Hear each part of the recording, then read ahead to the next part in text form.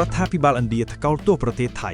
ករណីរូបសំណាកព្រះវិស្ណុត្រូវបានបំផ្លាញលើព្រំដែនកម្ពុជាថៃគណៈប្រជាជនឥណ្ឌាមានការខឹងសម្បាខ្លាំងលើបណ្ដាញសង្គមចំពោះការឈ្លានពានរបស់ថៃលើកម្ពុជាបំភ្លេចបំផ្លាញមិនលើកលែងសូម្បីតែរូបសំណាកជាកន្លែងទីសក្ការៈបូជាសួស្ដីទស្សនិកជនជាទីមេត្រីជំរាបសួរជនរួមជាតិជាទីស្នេហាថ្ងៃនេះយើងមកដឹងអំពីប្រធានបទមួយដែលកំពុងក្តាយកគុកលើបណ្ដាញសង្គមនិងកំពុងបង្កការឈឺចាប់និងប៉ះពាល់អារម្មណ៍យ៉ាងខ្លាំងសម្រាប់ប្រជាជនឥណ្ឌាជាច្រើននោះគឺការខូចខាតរូបសំណាកព្រះវិស្ណុដែលត្រូវបានចាត់ទុកថាជាទីសក្ការៈបូជាសំខាន់មួយនៅតំបន់ព្រំដែនកម្ពុជាថៃសម្រាប់ប្រជាជនឥណ្ឌាព្រះវិស្ណុមិនមែនជារូបសំណាកធម្មតានោះទេប៉ុន្តែជានិមិត្តរូបនៃការការពារសន្តិភាពនិងសីលធម៌ទីកន្លែងសក្ការៈបូជាទាក់ទងនឹងព្រះវិស្ណុគឺជាកន្លែងដែលមនុស្សរាប់លានអ្នកគោរពនិងឲ្យតម្លៃបួងសួងសុំពរជ័យដោយភ្ជាប់ជាមួយជំនឿសាសនារបស់ពួកគេយោងតាមសេចក្តីរាយការណ៍សារព័ត៌មានអន្តរជាតិមានការចែកចាយព័ត៌មានថារូបសំណាកព្រះវិស្ណុមួយត្រូវបានខូចខាតអំឡុងពេលមានសកម្មភាពវាយប្រហាររបស់យោធានៅតំបន់ព្រំដែនកម្ពុជាថៃ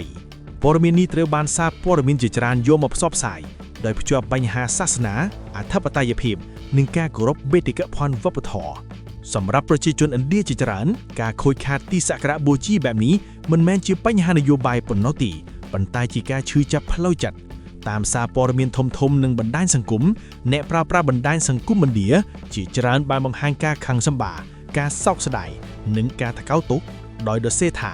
ការបំផ្លាញទីសក្ការៈបូជាគឺជាការមិនគោរពជំនឿសាសនានិងមិនគោរពប្រជាជនដែលកាន់សាសនានោះ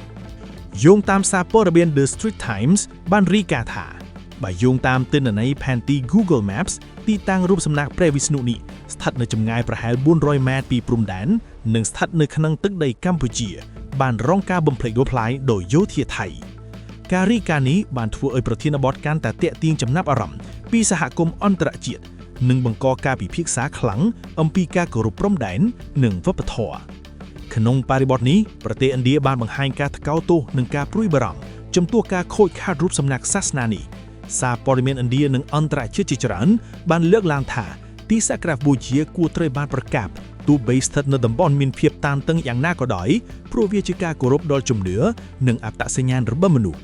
ព្រឹត្តិការណ៍នេះបង្ហាញឲ្យឃើញថាជម្លោះព្រំដែនមិនត្រឹមតែប៉ះពាល់ដល់សន្តិសុខសន្តិភាពរវាងកម្ពុជានិងថៃប៉ុណ្ណោះទេប៉ុន្តែវាបានធ្វើប៉ះពាល់អារម្មណ៍របស់អ្នកដែលមានជំនឿលើរូបសំណាកនោះនិងប៉ះពាល់ដល់វប្បធម៌របស់ប្រជាជនឥណ្ឌារាប់លាននាក់ការគោរពសាសនានិងបេតិកភណ្ឌវប្បធម៌គឺជាមូលដ្ឋានសំខាន់មួយសម្រាប់សន្តិភាពយូរអង្វែង LDS EDU Talk នឹងបន្តតាមដាននិងវិភាគព័ត៌មានបែបនេះដោយផ្អែកទៅលើការគោរពសេចក្តីពិតនិងសន្តិភាពសូមអរគុណចំពោះការទស្សនានិងសូម Subscribe ដើម្បីទទួលបានវីដេអូវិភាគព័ត៌មាននិងចំណេះដឹងជាប្រចាំ